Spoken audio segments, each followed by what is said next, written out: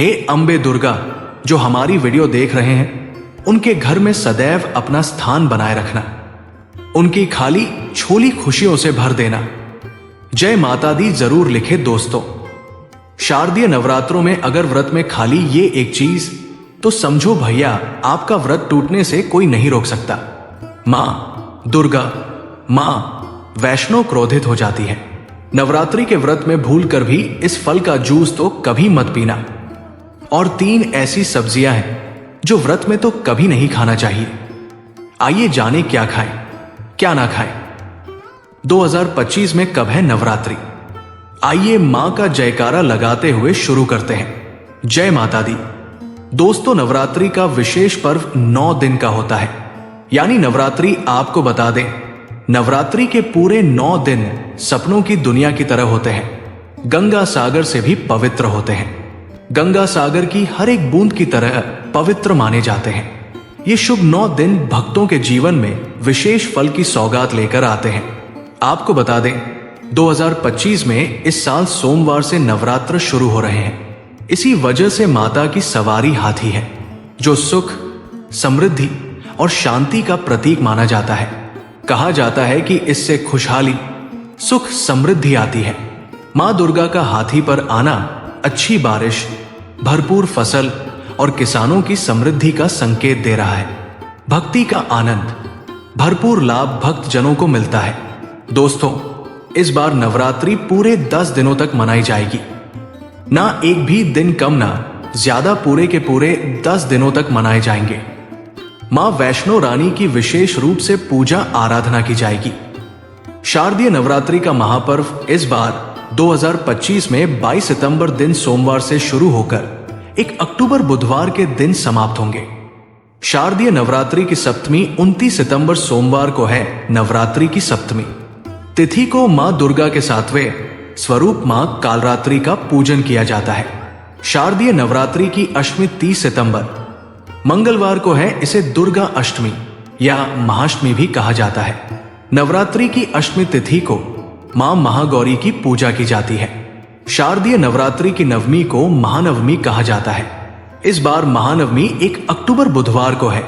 नवमी तिथि पर मां दुर्गा के 9वें स्वरूप मां सिद्धदात्री की पूजा का विधान है। कन्या पूजन आप सप्तमी, अष्टमी और नवमी इन तीनों शुभ मुहूर्त में किसी भी दिन अपने सामर्थ्य अनुसार कर सकते हैं। दोस्तों, ऐसे में शारदीय नवरात्रि पर माता दुर्गा की कृपा पाने के लिए कलश स्थापना का शुभ मुहूर्त वैदिक गणना अनुसार 22 सितंबर को घट स्थापना का शुभ समय प्रातः काल सुबह 6:09 से लेकर सुबह 8:06 तक है। इसके साथ ही अभिजीत मुहूर्त में 11:39 से लेकर दोपहर 12:28 के मध्य भी घट स्थापना कर सकते हैं। साधक अपनी सुविधा अनुसार समय पर घट स्थापना नवरात्र त्योहार की शुरुआत कर सकते हैं। मुहूर्त में की गई पूजा अति उत्तम, मंगलकारी, मन वांछित फल प्रदान करने वाली मानी जाती है। इससे समस्त देवी देवताओं की कृपा आनंद पूर्वक बरसती है और पूजा पाठ का फल कई करोड़ गुना प्राप्त होता है। दोस्तों, चलिए अब जानते हैं नवरात्रि में कौन कौन सी सब्जी नहीं खाना चाहिए और कौन कौन सी सब्जी खाना चाहिए और कौन सा फल खाने से व्रत टूट जाता है। आइए जानते हैं नवरात्रि में क्या खाएं और क्या नहीं खाएं और क्या पीना चाहिए और कौन सा फल खाना विशेष और शुभकारी माना गया है। आज हम आपको विस्तार से बताएंगे। लेकिन आगे बढ़ने से पहले कमेंट बॉक्स में अपनी राशि जरूर डाल दीजिएगा। यदि हमारे पास आपकी राशि के अनुसार कोई उपाय होगा तो वो आकर हम आपके कमेंट के रिप्लाई में बता देंगे, ताकि आपको राशि के अनुसार फल प्राप्त हो। राशि के अनुसार किया गया कार्य बहुत ही शुभ माना जाता है। मैया वैष्णो रानी बहुत प्रसन्न होती है। कमेंट में लिखें, माता रानी आपका स्वागत है। हमारे घर में जय माता रानी 1 लाइक जरूर करें। वैष्णो रानी के लिए 1 लाइक तो बनता है। दोस्तों, शास्त्रों के अनुसार बताए गए व्रत चाहे किसी भी प्रकार के क्यों ना हो, उनसे जुड़े नियमों का पालन करना अति आवश्यक माना जाता है, क्योंकि जो मन के मुताबिक किया जाए वो संघर्ष नहीं कहलाता। कहा जाता है कि मनोकामना को पूर्ण करने के लिए थोड़ा सा संघर्ष यानी कि तपस्या तो करनी ही पड़ती है। इसीलिए ऐसी मान्यता है कि व्रत को पूर्ण विधि विधान से किया जाना चाहिए, तब आपको व्रत का पूर्ण लाभ फल प्राप्त होता है। अति उत्तम और शीघ्र दीर्घायु वरदान प्राप्त होता है। आपकी सभी मनोकामनाएं शीघ्र मैया रानी पूर्ण करती है। ऐसे व्यक्ति को मरने के बाद माता रानी के चरणों में स्थान मिलता है। वो सदैव मां की सेवा करता है। ऐसा भक्त स्वर्ग लोक में जाता है। इसीलिए हर शास्त्र यही कहता है कि सच्चे दिल से अगर आपके मन में ईश्वर के प्रति श्रद्धा हो तो बिन पूजा पाठ के ही सारा फल मिल जाता है। और अगर मन में ईश्वर के प्रति शंका हो तो उस मनुष्य को कई जन्मों तक सुख नहीं मिलता, वो नरक में ही भटकता रहता है। भागवत गीता में भगवान श्री कृष्ण ने स्वयं कहा था, जो मनुष्य सच्चे हृदय से ईश्वर को पुकारता है तो उसका नाता उस शक्ति से जुड़ जाता है जिसे आपने सच्चे हृदय से पुकारा था। इसीलिए भगवान भी कहते हैं कि सच्चे हृदय से ही ईश्वर को पुकारो तो वो आपकी हर मनोकामनाओं को पूर्ण करते हैं। दोस्तों, कई लोग ऐसे हैं जो भगवान के सामने घंटों पूजा पाठ करते हैं तथा रोते हैं, फिर भी भगवान उनकी कभी नहीं सुनता। दरअसल जब आप सच्चे मन से ईश्वर को पुकारते ही नहीं है तो भला वो आपकी पुकार कैसे सुनेंगे। दोस्तों, ये तो थी वो बातें जो भक्त और भगवान के बीच की है। अब हम जानते हैं नवरात्रों के दौरान क्या नहीं खाना चाहिए और क्या नहीं पीना चाहिए और कौन सा फल खाने से व्रत संपूर्ण और सफल हो जाता है। दोस्तों, हमारे चैनल को सब्सक्राइब जरूर करें और इस बेल आइकॉन को दबाना ना भूलें। तो आइए शुरू करते हैं। दोस्तों, चाहे मर जाना भूल कर भी नवरात्रि के दिनों में पानी पूरी कभी मत खाना, क्योंकि इस दिन कभी कभी बीच में शुक्रवार पड़ जाता है और शुक्रवार को मां संतोषी का वार कहा जाता है। माता संतोषी खट्टी चीज खाने वाले व्यक्ति से हमेशा क्रोधित रहती है, नाराज रहती है, क्योंकि नवरात्रों में माता संतोषी जागृत अवस्था में हो जाती है। माता संतोषी की शक्ति नवरात्रों में कई करोड़ गुना बढ़ जाती है। नवरात्रों में जब शुक्रवार पड़ जाए तो इमली नहीं खाना चाहिए। माता संतोषी रुष्ट हो सकती है, आपको दंड दे सकती है। नींबू नहीं खाना चाहिए। वैसे तो नवरात्रि के व्रत में नींबू खा लेना चाहिए, पर अगर शुक्रवार हो तो माता संतोषी के क्रोध से बचने के लिए नींबू नहीं खाना है। इस दिन नींबू का त्याग करना चाहिए। दोस्तों, पानी पूरी क्यों नहीं खाना चाहिए? क्योंकि उसमें लहसुन प्याज होता है और खट्टा भी होता है जो व्रत को भंग कर सकता है, पाप लग सकता है। ध्यानपूर्वक अगर आप शुक्रवार को खट्टा नहीं खाते हैं तो माता संतोषी आपको धन धान्य से मालामाल कर देती है, आपके घर में अपना वास बना लेती है। बस शुक्रवार के दिन नवरात्रों के दिनों में इस चीज का त्याग करना चाहिए, पालन करना चाहिए। नवरात्रों में लहसुन, प्याज और खट्टा, फिर चाहे आपने व्रत भी नहीं रखा है फिर भी आपको शुक्रवार के दिन या अन्य दिनों में लहसुन, प्याज नहीं खाना चाहिए। लेकिन हां, पानी पूरी आप खा सकते हैं, वह भी जब नवरात्रि समाप्त हो जाए। दोस्तों, नवरात्रि के दिन सेब जरूर खाना चाहिए। शास्त्रों में बताया जाता है कि भगवान के भोग में सेब आदि जरूर अर्पित किया जाता है। अगर आपका व्रत है तो आपको सेब जरूर खाना चाहिए। केला, पपीता, तरबूज और मीठे अंगूर जरूर खाना चाहिए। इन फलों से व्रतधारी को शक्ति मिलती है और व्रत संपूर्ण हो जाता है। शास्त्रों में बताया जाता है कि नवरात्रों के दिनों में सीताफल जरूर खाना चाहिए। सीताफल खाने से 20 ऐसी बीमारियां हैं जो खत्म हो जाती हैं। माना जाता है नवरात्रों के दिनों में सीताफल का घर में प्रवेश होना बड़ा ही शुभ माना गया है। सीताफल खाने से नवरात्रि का व्रत सफल हो जाता है, क्योंकि इसमें माता सीता का आशीर्वाद मिला हुआ होता है। माना जाता है भगवान राम के वनवास के दौर में माता सीता ने यही फल खाया था। नवरात्रि के दौरान इसे जो भी खाता है उसे दुखों का सामना नहीं करना पड़ता। सीताफल आपको जरूर खाना चाहिए। माता सीता प्रसन्न होती है और आशीर्वाद देती है। दोस्तों, नवरात्रों में तेल की तली हुई हरी मिर्च खा सकते हैं, लेकिन कम मात्रा में खाना है। व्रत के दौरान ज्यादा तीखा नहीं खाना चाहिए। व्रत में तीखा खाने से व्रतधारी की जो पेट की आंतें होती है उसमें जख्म हो सकते हैं। क्योंकि इस दौरान हम व्रत का पालन करते हैं तो हमारे पेट में कुछ नहीं होता। इसीलिए हल्का खाना खाना सर्वोप्रिय और उत्तम माना जाता है। व्रतधारी को रसीले आलू अवश्य खाना चाहिए। इससे हमारे शरीर में ऊर्जा की भरपूर जरूरत जो होती है पूरी हो जाती है।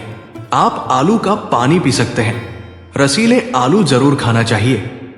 दोस्तों, नवरात्रों में भिंडी की सब्जी जरूर खाना चाहिए। भिंडी में कई ऐसे पोषक तत्व होते हैं जो हमारी हड्डियों को मजबूत बनाते हैं तथा नवरात्रों में बैंगन की सब्जी जरूर खाना चाहिए। लेकिन याद रहे, जब नवरात्रों में सोमवार पड़ जाए तो बैंगन की सब्जी मत खाना, पाप लगेगा। नवरात्रों में सब्जी में हरा धनिया जरूर डालना चाहिए। हरे धनिये से भी व्रतधारी को पोषक तत्व मिलते हैं। नवरात्रों में हरा धनिया अवश्य खाएं। इससे जो शुगर लेवल होगा वो कम हो जाएगा। नवरात्रों में रिफाइन का तेल और सरसों का तेल भूलकर भी व्रत के दौरान नहीं खाना चाहिए। मूंगफली का तेल और देसी घी और गोले का तेल खाना अच्छा माना जाता है। दोस्तों, नवरात्रों में व्रतधारी को डब्बा बंद लस्सी, डब्बा बंद जूस नहीं पीना चाहिए। उसमें कई केमिकल मिले होते हैं जिसके कारण आपका व्रत टूट सकता है। जब भी आप फलों का जूस पिए तो याद रखें, उसमें नमक ना डालें, नहीं तो व्रत टूट जाएगा। साथ ही साथ जूस में बर्फ भी नहीं डालना चाहिए। फलों का सादा जूस पीने से व्रत सफल होता है। दोस्तों, नवरात्रि के दौरान सिंघाड़े का आटा या कुटू का आटा खाने से पहले ये देख लें कि आटा पुराना नहीं होना चाहिए, क्योंकि पुराने आटे में कीड़े वगैरह पड़ जाते हैं जिसके कारण आपका व्रत टूट सकता है। क्योंकि ये छोटे छोटे कीड़े हमें दिखाई नहीं देते और आपके मुंह तक पहुंच जाते हैं। ऐसा आटा खाना मतलब कीड़े मकोड़ों का मांस खाने के बराबर माना गया है। दोस्तों, नवरात्रि के दौरान आप शाम के समय खाने में दही ले सकते हैं, आलू वगैरह खा सकते हैं, आलू के चिप्स खा सकते हैं, साबूदाने की टिकिया बनाकर खा सकते हैं, साबूदाने की खिचड़ी खा सकते हैं, आलू के पापड़ भी खा सकते हैं। कई सब्जियां तो ऐसी हैं जो नवरात्रि के दौरान भोजन में शामिल कर सकते हैं। इससे आपको एनर्जी मिलेगी और व्रत सफल हो जाएगा। नवरात्रि के दौरान आप दूध पी सकते हैं जो आपको ताकत देगा। चाय वगैरह भी पी सकते हैं, लेकिन याद रहे उसमें नमक ना डालें। चाय में नमक डालने से व्रत भी टूट जाएगा और हड्डियां भी गल जाती है। एक बात का ध्यान रहे, व्रतधारी को पेट भर खाना यानी गले तक भोजन नहीं करना चाहिए, नहीं तो व्रत रखने का कोई भी फायदा नहीं होगा। थोड़ा थोड़ा खा सकते हैं। दोस्तों, नवरात्रि के 9 दिन आदि शक्ति मां दुर्गा को समर्पित होते हैं। नवरात्रि के 9 दिन माता रानी के 9 अलग अलग स्वरूपों का पूजन किया जाता है। नवरात्रि के 9 दिनों तक माता रानी को अलग अलग स्वरूप के हिसाब से अलग अलग पुष्प, अलग अलग भोग अर्पित किए जाते हैं। लेकिन क्या आप जानते हैं, कुछ ऐसी वस्तुएं हैं जिन्हें नवरात्रि के दौरान भूलकर भी माता रानी को अर्पित नहीं करना चाहिए। अगर इन वस्तुओं को आप गलती से भी माता रानी को अर्पित कर देते हैं तो आपको व्रत और पूजन का पूर्ण लाभ नहीं होगा। इसीलिए माता रानी की कृपा प्राप्त करने के लिए आपको यह जानना अति आवश्यक है कि वो कौन सी ऐसी वस्तुएं हैं जो माता रानी के पूजन में भूलकर भी इस्तेमाल नहीं करना चाहिए। तो आइए मां का जयकारा लगाते हुए वीडियो को शुरू करते हैं। दोस्तों, नंबर 1, नवरात्रि के दौरान शादीशुदा महिलाओं को सफेद कपड़े पहनकर पूजा पाठ नहीं करना चाहिए। साथ ही साथ काले कपड़े भी नहीं पहनना चाहिए। इससे पूजा, व्रत आदि खंडित हो जाते हैं। माता की चौकी जब आप लगाएं तो उसके नीचे कागज नहीं लगाना चाहिए। माता की चौकी हमेशा लाल कपड़ा बिछाकर ही लगानी चाहिए। हमेशा याद रहे, नवरात्रों के इन 9 दिनों तक व्रतधारी को अपना आसन मां की चौकी के आगे ही लगाना चाहिए और वहीं पर आपको सोना चाहिए। मंदिर को नवरात्रों के दौरान अकेला नहीं छोड़ा जाता, बहुत ही अशुभ माना जाता है। जरा आप ही सोचिए, माता रानी 9 दिनों के लिए धरती पर आकर आपके घर में रहने के लिए आई है और ऐसे में आप उन्हें अकेला अगर छोड़ते हैं तो माता भी आपको छोड़कर चली जाएंगी। वो कहेंगी इसको मेरी जरूरत नहीं है, वो अकेली पड़ जाती है, इसीलिए माता के पास में ही सोना चाहिए। दोस्तों, नंबर 2, नारियल। हिंदू धर्म में नारियल को समृद्धि, धन, श्रद्धा और सम्मान का सूचक माना जाता है। नारियल को श्रीफल भी कहा जाता है। नारियल को सुख समृद्धि में वृद्धि करने वाला माना जाता है। नारियल का हर मांगलिक कार्य में विशेष महत्व होता है। जैसे कि आप सभी जानते हैं कि माता रानी के कई मंदिरों में नारियल से बलि भी दी जाती है और माता रानी के पूजन में नारियल का इस्तेमाल हम सभी करते हैं। खासकर कलश की स्थापना नारियल रखकर ही की जाती है। माता रानी के पूजन में हम नारियल इस्तेमाल करते समय कुछ गलतियां कर बैठते हैं। दोस्तों, नारियल कई प्रकार के होते हैं। एक हरा, दूसरा सूखा, जिसके अंदर पानी होता है। जिस नारियल के अंदर पानी होता है, माता रानी के पूजन में सदैव पानी वाला और जटा वाला नारियल ही इस्तेमाल करें। नारियल पूर्ण होना चाहिए। नारियल चटका हुआ या टूटा हुआ नहीं होना चाहिए, क्योंकि साबुत नारियल ही पूर्ण और पवित्रता का प्रतीक होता है। साबुत नारियल ही सुख समृद्धि का प्रतीक होता है। साबुत नारियल को ही श्रीफल यानी कि मां लक्ष्मी का फल कहा जाता है। नवरात्रि में माता रानी के कलश की स्थापना करते समय जटा वाला यानी पानी वाला नारियल ही कलश पर स्थापित करना चाहिए। साथ ही ये ध्यान रखना चाहिए कि नारियल को सदैव कलश के ऊपर लेटा कर रखना चाहिए। घट स्थापना करते समय कभी भी नारियल को खड़ा करके नहीं रखा जाता। नारियल को सदैव लेटाकर कलश के ऊपर रखा जाता है। साथ ही नारियल को स्थापित करने से पहले आप नारियल को लाल कपड़े में लपेटकर उस पर और फिर लाल चुनरी उड़ाकर आप नारियल को कलश के ऊपर स्थापित करें। शास्त्रों के अनुसार कलश के ऊपर जब सही तरीके से नारियल रखा जाता है और सही प्रकार का नारियल रखा जाता है, तभी ही व्रत और पूजन का पूर्ण फल प्राप्त होता है। यह भी ध्यान रहे कि महिलाएं माता रानी को नारियल अर्पित तो कर सकती हैं, लेकिन कभी भी माता रानी के सामने नारियल को भूलकर भी ना तोड़े, क्योंकि नारियल बीज रूप होता है और स्त्रियां बीज रूप से ही शिशु को जन्म देती है। इसीलिए कभी भी महिलाओं को नारियल नहीं तोड़ना चाहिए। दोस्तों, नंबर 3, लौंग। लौंग हम सभी माता रानी के पूजन में इस्तेमाल करते हैं, लेकिन लौंग का इस्तेमाल करते समय एक बहुत बड़ी गलती कर बैठते हैं। हमेशा ध्यान रखना चाहिए कि माता रानी को सदैव फूल वाली लौंग ही अर्पित करना चाहिए। जिस लौंग के ऊपर फूल नहीं होता या फिर जिस लौंग के पीछे लकड़ी की डंडी नहीं होती, उसको आप माता रानी के पूजन में भूल कर भी इस्तेमाल ना करें। फूल वाले लौंगों को ही पूर्ण माना जाता है और माता रानी के पूजन में कोई भी अपूर्ण वस्तु, कोई भी खराब वस्तु या टूटे हुए अक्षत इस्तेमाल नहीं करना चाहिए। इसीलिए सदैव माता रानी के पूजन में फूल वाली लौंग का ही इस्तेमाल करें। दोस्तों, नंबर 4, तुलसी के पत्ते अर्पित नहीं करने चाहिए। मां दुर्गा के पूजन में तुलसी पत्र का इस्तेमाल करना वर्जित माना जाता है। तुलसी पत्र के अलावा आंवला भी माता रानी को अर्पित नहीं करना चाहिए और दुर्गा भी माता रानी को अर्पित नहीं करना चाहिए। दुर्वा भगवान श्री गणेश को अति प्रिय है। नवरात्रि में आप भगवान गणेश को दुर्गा अर्पित कर सकते हैं। भगवान विष्णु जी को तुलसी के पत्ते अवश्य अर्पित कर सकते हैं, लेकिन माता रानी को भूलकर भी तुलसी के पत्ते या दुर्वा अर्पित ना करें। माता रानी को सफेद फूल भी अर्पित ना करें। माता रानी को सदैव लाल रंग के फूल अर्पित करने चाहिए।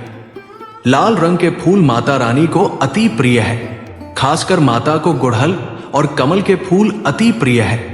शास्त्रों में बताया जाता है कि घर में माता रानी की 2 या 3 मूर्तियां या फोटो नहीं होने चाहिए। इस बात का भी आप विशेष ध्यान रखें कि माता रानी के पूजन में कोई भी खंडित चीज इस्तेमाल ना करें, जैसे कि चटका हुआ या टूटा हुआ दीपक या फिर चटका हुआ कोई बर्तन। साथ ही यह भी ध्यान रहे कि लोहे की और प्लास्टिक के बर्तन आप माता रानी के पूजन में इस्तेमाल ना करें, क्योंकि प्लास्टिक के चाइनीज बर्तन हड्डियों के पाउडर से मिलकर बनते हैं। ऐसा ना करें। ऐसे बर्तनों को माता रानी के पूजन से सदैव दूर रखें। माता रानी को जो पुष्प अर्पित कर रहे हैं, उन्हें सूंगे नहीं, सूंग फूल या गिरे हुए फूल या फिर मुरझाए हुए फूल माता को अर्पित ना करें। दोस्तों, कमेंट बॉक्स में लिखें जय माता दी। जानकारी पसंद आए तो एक लाइक तो बनता है। आपका एक लाइक हमारे लिए बहुत ही कीमती है। मैया रानी के लिए एक लाइक तो बनता ही है।